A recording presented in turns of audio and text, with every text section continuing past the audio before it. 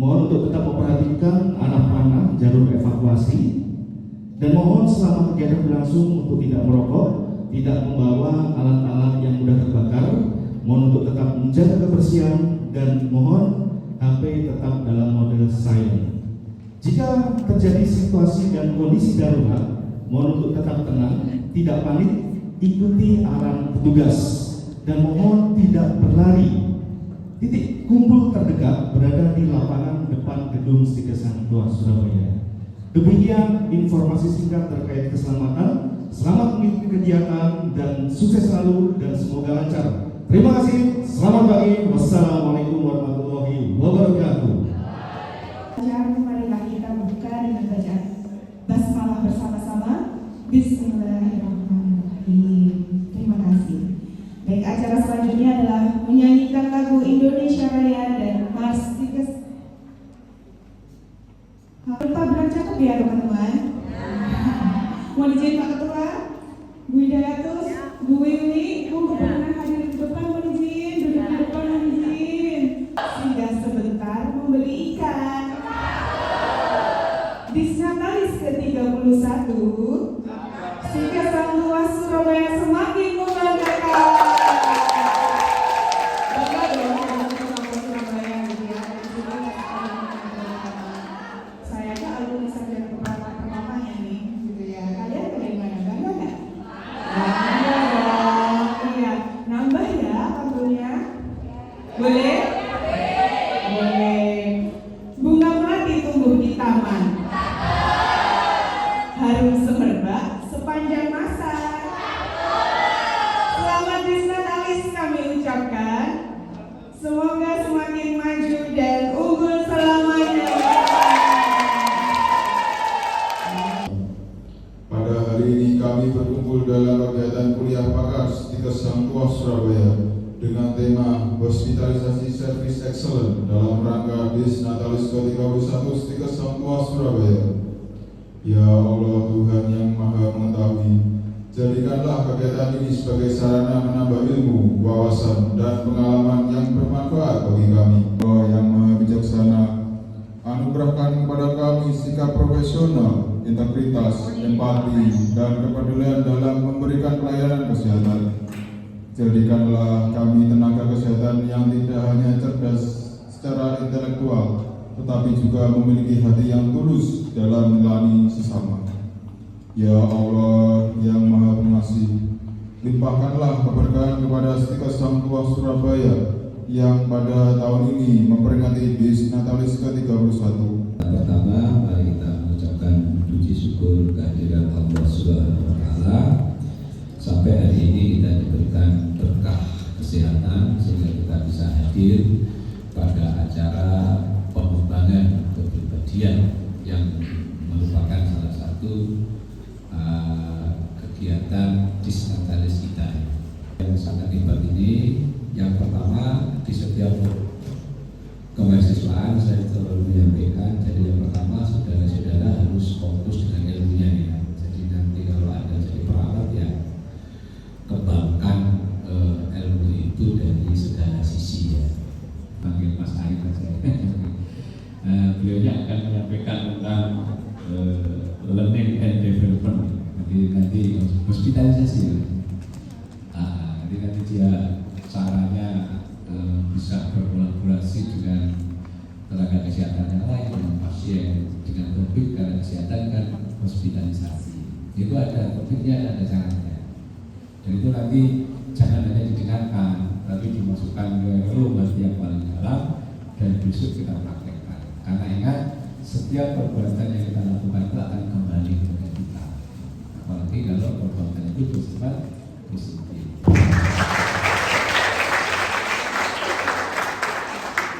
Terima kasih atas perhatiannya. Mohon maaf atas segala hilaf. Usikum wa nafsi bittaqwallah. Assalamualaikum warahmatullahi wabarakatuh.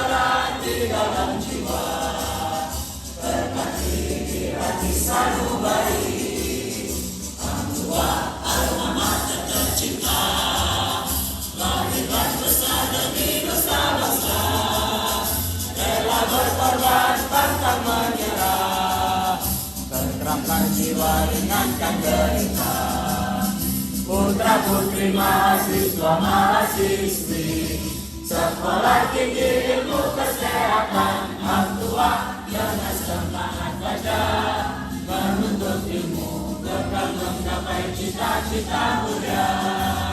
Situs mencetak insan kesehatan yang bertanggung jawab dan berwibawa, generasi penerus yang tertata. Hang tua jayalah sepanjang masa, putra putri mahasiswa mahasiswi, sekolah tinggi ilmu kesehatan. Hang tua dengan semangat belajar, menuntut ilmu bekal menggapai cita-cita mulia. Situs mencetak insan kesehatan yang bertanggung jawab dan berwibawa, generasi penerus yang tertata. Hang tua jayalah sepanjang masa.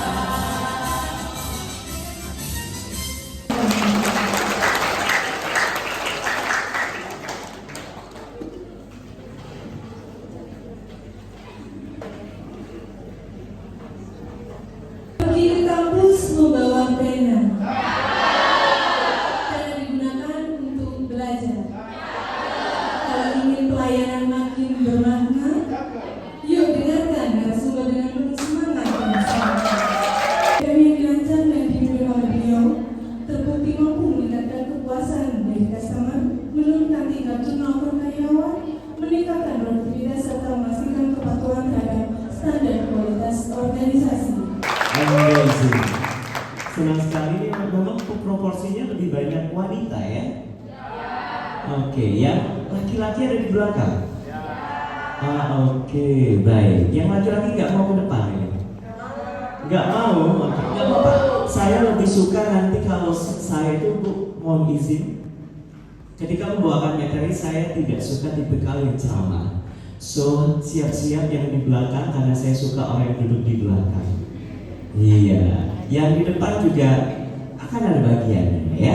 Yang di tengah jangan merasa aman ya, tidak luput dari satupun ya. Baik, teman-teman, seperti yang disampaikan Ibu Ceria sebelumnya, memang pada akhirnya kenapa teman-teman berpikir ini orang hotel kok kestikes sih, apa hubungannya? Karena nanti kita akan lihat hubungannya apa. Namun sebelumnya teman-teman, saya adalah Learning and Development Manager. Kalau dalam bahasa Indonesia itu adalah pembelajaran dan pengembangan. Masuknya kalau di hotel itu ke Departemen Human Resources. Tahu teman-teman? HRD ya. Sampai ke General Manager atau bahkan sampai ke CEO nantinya. Nah, siapa yang mempersiapkan mereka untuk naik jabatan? Nah, itu posisinya saya. Jadi saya mempersiapkan para karyawan untuk bisa siap menjadi leader di seluruh jaringan hotel kita di seluruh dunia. Begitu ya. Jadi itu L&D. Beberapa hal yang saya kerjakan teman-teman, ada strategic learning and development. Jadi ketika datang ke sebuah perusahaan, bukan hanya tiba-tiba hari pertama oke, kamu kerja, bingung dong mau ngapain ini. Sama seperti mahasiswa baru tiba-tiba atau mungkin perawat baru ya, baru lulus sekolah, baru lulus kuliah, lalu ditugaskan di rumah sakit TNI AL. Tiba-tiba hari pertama udah harus langsung handle pasien. Ya walaupun sebelumnya sudah pernah belajar, tapi kan bingung. Kok hari pertama pasienku langsung ada 12 gitu. Bingung toh?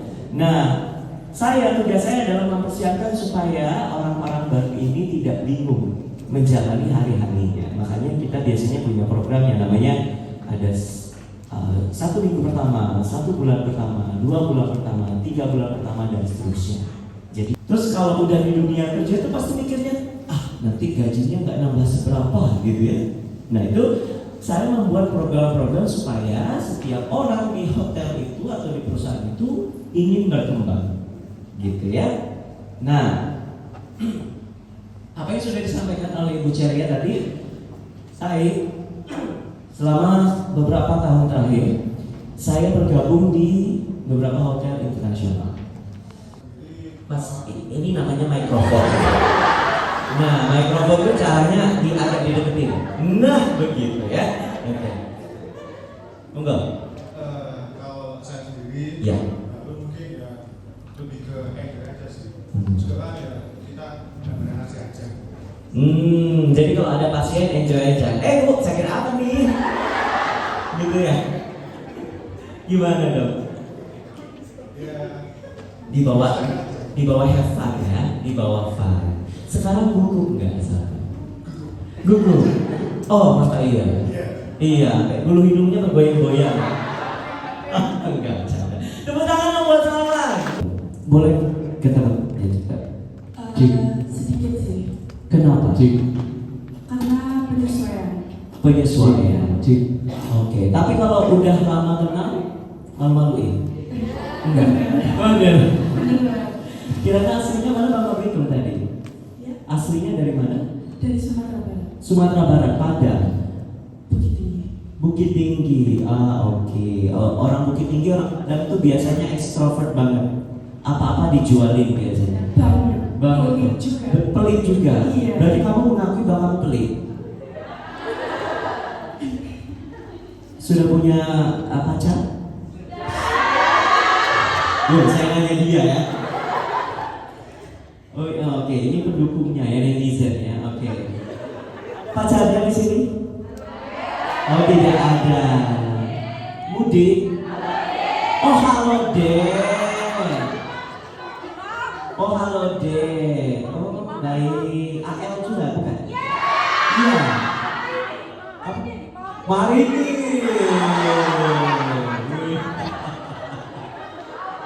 Oke, kita nggak akan membahas marinir ya. Tepuk tangan buat Kirana. Terima kasih Kirana. Sih sebenarnya.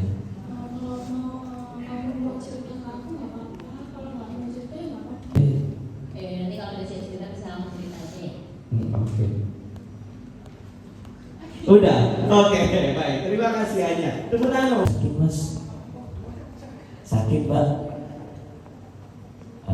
Sakitnya sebelah mana? Sakit aja deh pokoknya. Males ceritainnya. Oh ya udah, itu keluarnya bukan gitu. Nah, ketika kalian ada 6 level dalam komunikasi. Pertama adalah fast food communications. Order takers respond to request. Silakan kamu pesan apa kakak? Datang, Mas saya super besar 2, kayak sini ceritanya. Super besar 2. Oh iya terima ada lagi tambahannya kak? Udah itu aja. Bayarnya please cash, debit, cash kak. Oke, kasih gue. Terima kasih selamat ditunggu. That's it. Itu namanya adalah fast food. Itu proaktif. Lalu integrated communicators, coordinate, plan, and execute communication. Ini lebih tinggi lagi ya. Strategic communicators, link communication to organizational mission and goals, dan yang terakhir di atas adalah biasanya untuk level mahasiswa, untuk level teman-teman, sampai di level proaktif saja itu tuh udah jago banget, udah hebat banget. Untuk perawat-perawat pemula biasanya juga sampai level yang proaktif komunikator juga udah oke banget. Gitu. Tapi kalau kepala perawat, ya, kalau perawat tuh supervisornya bilang apa? Bapak? Tingkat 3. Di tingkat 3 kalian cukup pas juga. Di tingkat 3 juga proaktif. Jadi ketika ada seseorang yang kayaknya kok dia bingung gitu, samperin, bisa dibantu, ya. Nah sama juga teman-teman jadi perawat juga kan begitu ya, kita proaktif. Bahkan saya karena di hotel memang udah lama, kalau ke mall atau ke bioskop atau kemanapun fasilitas umum itu kan ada pintu ya. Saya sebagai pelanggan kadang yes ma'am please after you. Dalam hati kan saya pelanggan juga gitu. Kakak siapa? Salwa, Jessica, Siska, Nabila, Sabla, Lintang. Boleh kita geser sedikit? Nah, supaya ini tidak terlalu. Oke, Mas geser sedikit. Masnya siapa namanya? Yoga, Yusuf, Chandra, Angga, Lady. Oh, Lady. Kayaknya Prabu Lady ya. Oke. Nah, ini adalah ceritanya saya tuh pasien. Saya adalah pasien. Baru datang ke sectionnya teman-teman, mungkin Ijaz di ICU lah bisa, atau jangan di ICU, yang lebih casual di kamar misalnya ya. Sudah masuk kamar perawatan, saya ini pasien. Biasalah, namanya pasien kan suka cerita ya. Nah, saya ingin melihat bagaimana kemampuan teman-teman mendengar. Teman-teman yang duduk nggak perlu lihat saya, tapi lihat wajahnya satu-satu. Dan teman-teman yang di depan ini, yang berdiri, lihat saya ketika saya cerita, karena saya bercerita. Jadi teman-teman harus melihat saya. Saya ingin melihat bagaimana teman-teman bereaksi terhadap cerita saya. Sudah siap? Siap ya? Mulai ya, nanti teman-teman harus ngasih komentar, saya akan tunjuk. Mas Mbak, aduh, kemarin itu setelah operasi saya kok ngilu-ngilu di kaki itu. Gak tahu rasanya ini kayak kesemutan tapi gak kesemutan gitu. Tapi saya senang sih, soalnya anak saya baru datang kemarin bawa apa bunga yang saya suka, seneng banget saya. Tapi cuma sejam saya anak saya. Sedih saya tuh, padahal dia dari luar kota, jarang ketemu loh. Tapi kok cuma sebentar, tapi ya wes lah, enggak apa-apa. Yang penting saya dapat bunga. Tapi mas, saya tuh khawatir mas. Di sebelah itu orangnya teriak-teriak. Selamat pagi Bapak.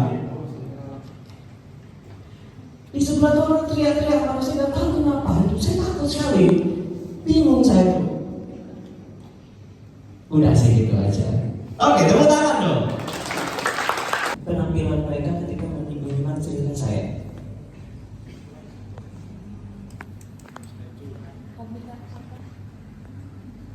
Mimik wajahnya yang pertama pas dengar cerita Kak Arif yang sakit, terus ada kabar anaknya datang bawa buket, sang perawat ada kayak menunjukkan mimik wajah yang senang, terharu, ikut merasakan apa yang dirasakan Kak Arif tadi. Oke.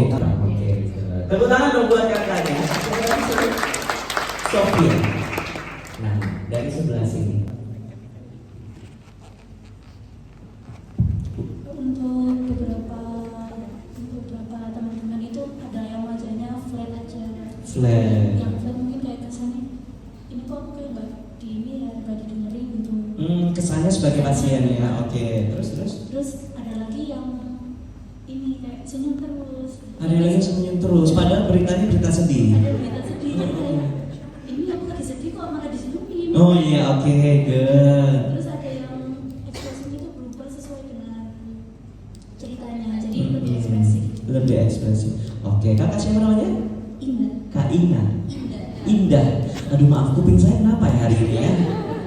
Oke, Kak Indah. Kira-kira yang paling oke di antara mereka semua yang mana? Lintang. Masih Kak Lintang. Baik. Terima kasih Kak Indah, luar biasa. Tepuk tangan dong.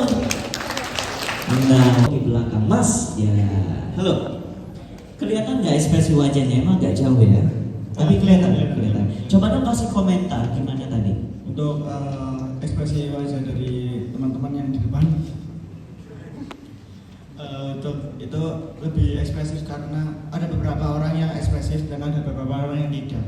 Yang paling oke yang mana? Yang paling oke di perempuan sih. Siapa? Kak yang Lintang ini. Oh, Kak Lintang juga. Oke. Sudah? Iya. Tepuk tangan dong untuk siapa? Mas apa namanya? Bagus. Oke, sesuai dengan namanya. Tadi ya, kan jadi pasien, kita jadi perawatnya ini. Tapi tadi sebagian besar pakai data semuanya. Ini anak-anakku yang perawat gitu ya. Akhirnya kok datar banget dari keluhan yang disampaikan oleh pasien. Ya, tadi ada beberapa sih yang menyesuaikan, ada yang senyum terus gitu ya. Senyum terus ya, senyum itu luar biasa. Senyum ya, sedih senang senyum. Oh, oke, baik. Kira-kira yang paling oke yang mana Ibu? Yang paling mendingan ya, paling mendingan. Wanita atau pria? Wanita satu, pria satu. Ya, emang saya lihat yang nomor 2. Nomor 2. Nomor 2 itu sabar. Sabar. Oke, mantap.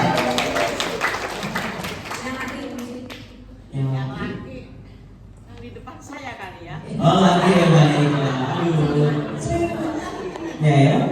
Oke, terima kasih banyak Ibu. Terima kasih Ibu. Nah, ketika teman-teman menggunakan posisi, jangan dirubah. Ketika teman-teman menggunakan posisi seperti ini apa artinya? Kira-kira? Menutup apa? Resletingnya menutup kan? Apa yang ditutup? Mungkin cemas, malu. Karena kalau kita cemas atau malu, kita tuh cenderung untuk gini. Ini artinya ini posisi menutup diri bahwa Bapak Ibu saya nggak nyaman ngomong sama Bapak Ibu. Biarkan Bapak Ibu pergi, kan nggak mungkin begitu kan? Tapi teman-teman karena nggak ngomong kayak gitu, akhirnya teman-teman dimunculkan dalam bentuk perilaku tubuh, bahasa tubuh. Kalau teman-teman menutup diri seperti itu, artinya teman-teman tidak siap untuk berbicara dengan orang itu. Sekarang posisinya dibuka, tangannya dibuka. Oke. Jangan di belakang, relax saja. Oke. Nah, coba tunjukkan ekspresi kalau teman-teman mendengar kabar bahagia. Tunjukkan ekspresinya. Bahagia. Semuanya juga ya, saya mau lihat. Bahagia, senyum. Akhirnya anaknya kembar. Yeay. Tapi sayang satunya meninggal.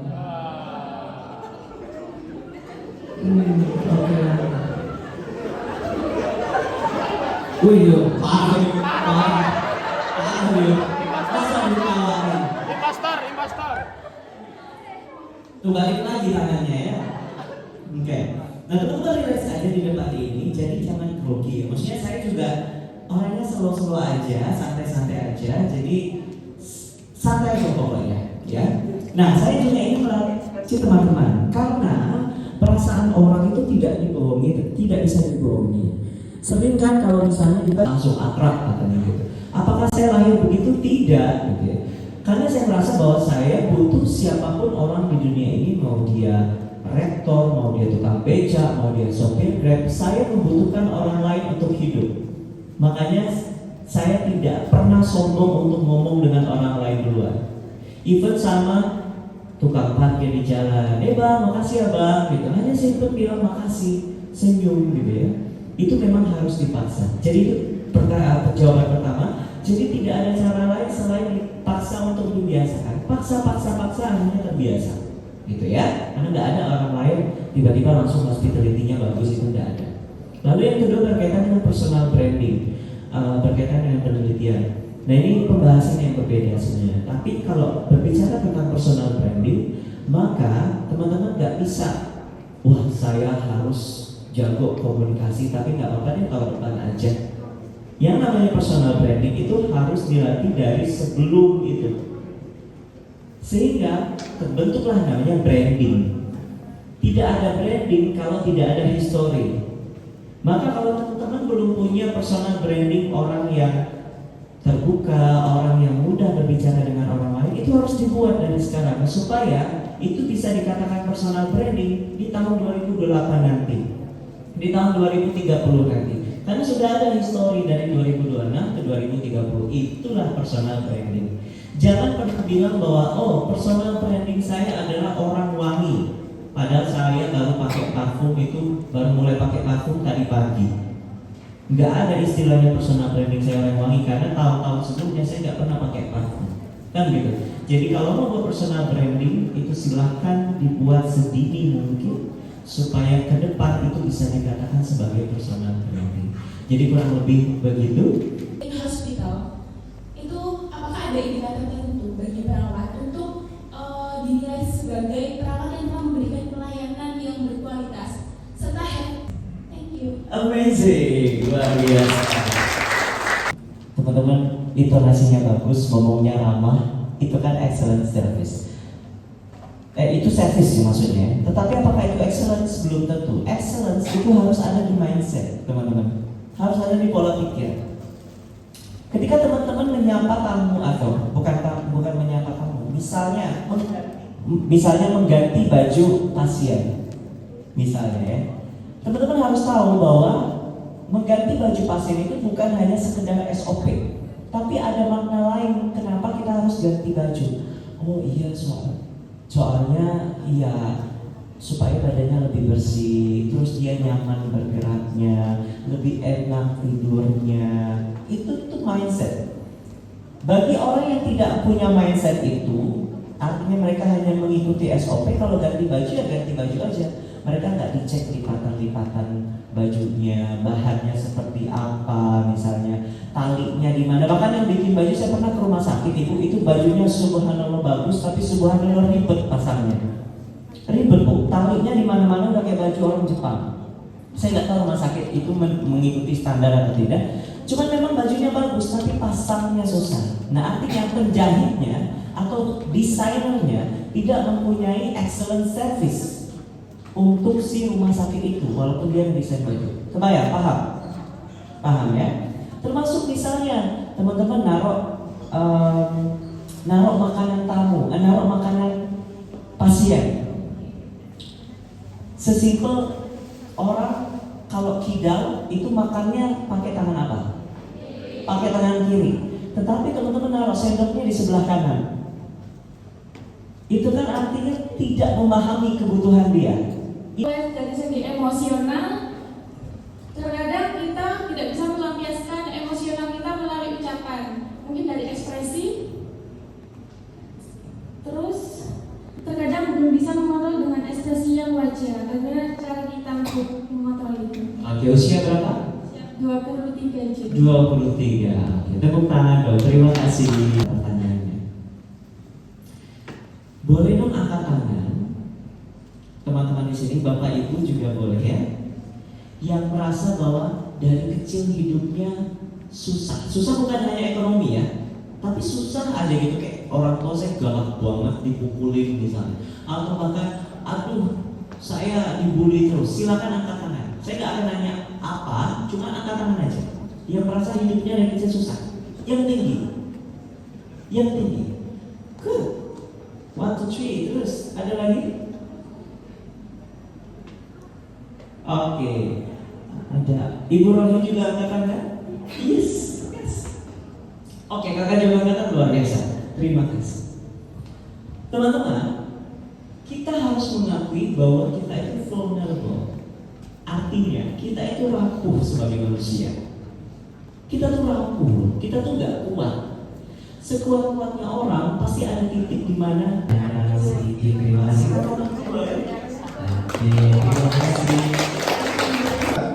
Jadi nanti ketika saya bilang satu, maka Anda tepuk dengan nada seperti ini. Bisa ya? Kita coba satu. Baik, itu satu. Yang belakang juga mengikuti ya. Baik, kalau saya bilang dua, maka tetap hey. Ya, jadi yang terakhir ada hey ya. Bisa? Baik, kita coba dua. Hey. Dua. Tiga. Hu. Begitu ya. Ada hu. Jadi yang pertama he, yang kedua hu. Baik. Tiga. Oke. Yang keempat adalah ha. Ya. Gitu ya. Ha. Gitu ya. Kondisikan mulut Anda masing-masing. Ya, silakan. Baik. Kalau Anda kurang pede, ya tetap buka. Namanya ha harus dibuka mulutnya ya. Baik. Empat. Baik. Satu. Dua. Empat. Tiga. Ayo. Tadi yang kedua apa? Yang kedua he, yang ketiga hu, yang keempat. Baik. Nanti saya bagi ya.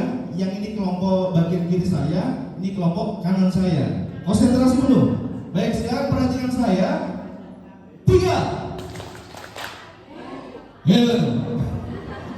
Apa? 4. 1. 2.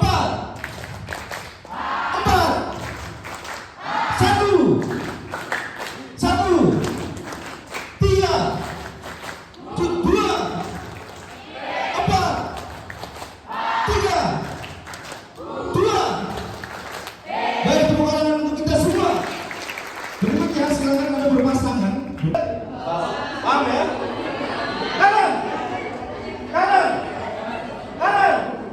saja, kiri, dan seterusnya. Paham ya? Baik, silakan konsentrasi, kita mulai. Kita mulai ya. Nanti yang lemot akan kelihatan ya. Jadi perhatikan masing-masing, kita mulai. Kanan, yang cepat. Kiri. Perhatikan tangannya masing-masing. Ya, konsentrasi dengan tangannya masing-masing. Kalau dengan konsentrasi, itu tadi yang terjadi ya. Ingat, lagi. Kanan, kiri, kanan. Konsentrasi. Ya, saya coba lagi. Konsentrasi.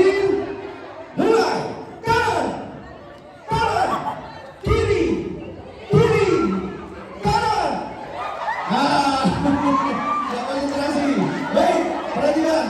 Tangannya saya naikkan. Ya, levelnya saya naikkan. Ketika saya bilang kanan, ketika saya bilang hijau, berarti tangan kanan. Hijau. Perhatikan. Coba tangan kanannya diangkat, tangan kanan. Tangan kanan diangkat. Nah, ini hijau ya. Coba bilang hijau. Hijau. Nah, sekarang tangan kiri diangkat. Anda bilang hitam. Hitam. Oke, berarti sudah paham ya? Kalau saya bilang hijau berarti kanan, hitam berarti kiri. Baik, silakan bergandengan lagi. Ya. Oke, konsentrasi. Kita mulai. Hijau. Hitam. Ayo, hitam. Hijau.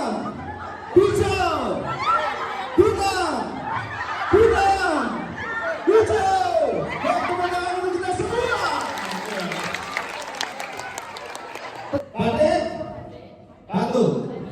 Batuk. Ya, betul paham ya. Oke, kosong. Konsentrasi. Batik. Loh. Batik kalau untuk mulut. Batik.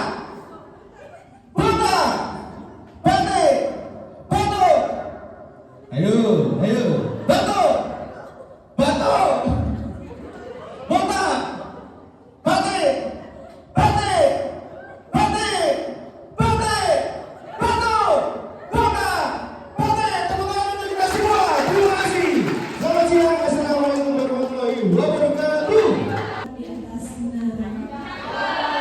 Materi pertama telah kita nikmati. Kini narasumber kedua siap bertanya. Untuk selanjutnya mari kita panggil narasumber kedua kita, Ibu Rokiati Nagir Kesehatan Iswa dan sebagai kolaborasi juga terhadap ya. Jadi sebenarnya banyak sekali. Ada yang jadi perawat disuruh mama? Ada yang pilihannya satu kedokteran, dua keperawatan, akhirnya masuk ke keperawatan? Yang laki-laki ini biasanya. Ada ya. Terus waktu itu berarti nangis ya? Nah, terus sekarang masih nangis? Oke. Kenapa sekarang udah nggak nangis?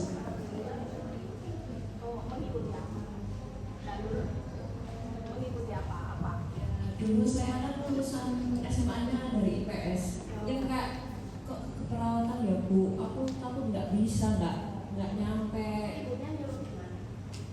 Masuk kesehatan aja. Ya karena ibu orang kesehatan. Ya, seperti itu.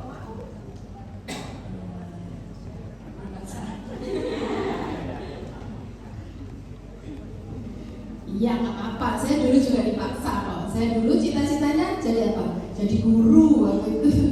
Terus masuk perawat aja. Kenapa masuk perawat aja? Nggak apa-apa, langsung kerja waktu itu. Gitu ya. Tapi ya sudah ya, karena orang tuanya menyuruh sebagai anak berbakti ya.